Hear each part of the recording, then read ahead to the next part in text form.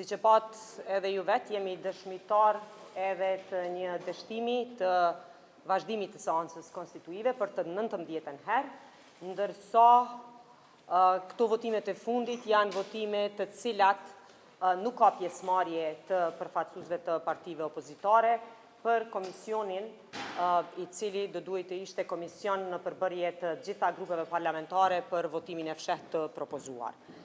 Në situatën aktuale, jemi paksa, do të thëtë, kemi të paqartë se cila është kërkesa e opozitës në këtë situatë. Është e qartë se cili është synimi dhe objektivi ynë kur vim se cilën herë në kuvend. Vim për të votu, vim për të konstituu kuvendin.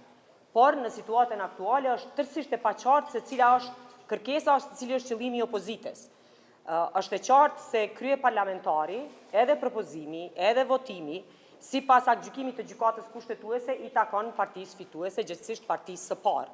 Dhe në këtë premis, ne jemi duke bërë propozimin, edhe natyrisht po vijmë për të kryer procesin e votimit. Përderisa, përfaqësues e grupeve tjera parlamentare as nuk marrin pjesë në votim. Në rast se duan të bëjnë qeverinë ose të jenë pjesë e një qeverie të përbërë nga partitë opozitare të deritashme, atë nuk mund ta kenë pa u votuar kryetari kuvendit, nënkryetarët dhe pa u konstituar kuvendi.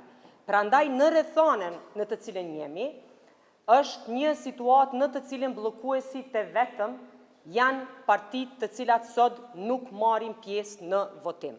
Mbi të gjitha që nuk ka asnjë perspektivë mbi atë se si mund të shkojë ky proces në kohën kur fillimisht kanë deklaruar, siç ishte rasti me deklarimin e kryetarit të Lidhjes Demokratike të Kosovës, zotit Lumir Abdigjiku, që mezi presin që të bëhet konstituimi i kuvendit, një javë para datës 15 prill kur ishte caktuar konstituimi i kuvendit, ndërsa aktualisht e kanë qëndrimin që nuk marrin pjesë në asnjë votim për asnjë kandidat të lëvizjes vetëvendosje që është partia që i takon kryetari i kuvendit. Përderisa partitë tjera kanë prezantuar qëndrime të ndryshme selektive në raport me zgjedhjen tonë, përderisa ne po ushtrojmë një të drejtë kushtetuese, ata po prezantojnë qëndrime politike, të cilat nuk do e zhbllokojnë këtë situatë. Kjo situatë do të mbetet e tillë për shkak se ata po prezantojnë qëndrime politike kundrejt një të drejtë kushtetuese që ne si grup parlamentar e kemi.